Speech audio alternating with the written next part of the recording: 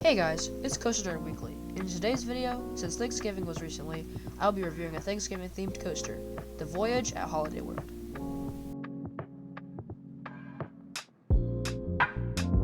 Now let's talk about the stats. The Voyage is a gravity group wooden coaster and has a top height of 159 feet, a top speed of 67 miles per hour, a length of 6,442 feet, and a drop angle of 66 degrees.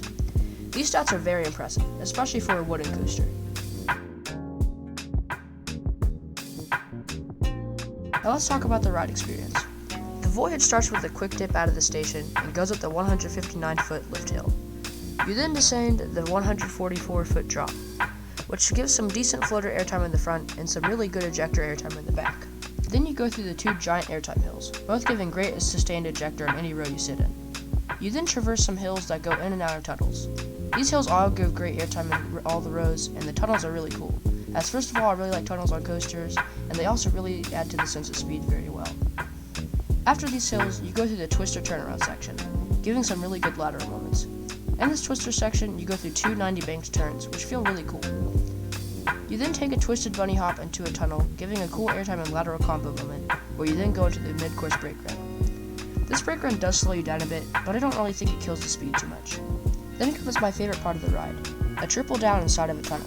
This part of the ride feels very cool, as you traverse three airtime moments, each moment stronger than the first, while inside a tunnel where you can't see. Then you go through a few airtime hills on the return trip, all giving more great airtime in all rows. You then go through another 90-degree bank turn, and some more lesser banked turns giving some good laterals. You then traverse a big twisted airtime hill, giving an ejector moment, which brings you into a tunnel that dives under the station. You go back up into another twisted ejector hill, which brings into another tunnel under the pathway. You take a bunny hop out of the tunnel, giving good airtime, and a big swooping turn that brings you up into the final brakes. Overall, this coaster's layout is amazing. The first half feels like a wooden version of a B&M Hyper, and this is one of the coasters that actually feels long enough. Now let's talk about the theming. The Voyage is in the Thanksgiving section of the park, and is themed to the voyage on the Mayflower to America. There isn't a lot of theming, but there are a few props placed around the queue and station. Another thing that adds to the theming is the interactions with Thunderbird, as Thunderbird is themed to a mythical bird that helped the Mayflower reach America. As I said, there's not as much for theming, but I do like the subtle theming there is.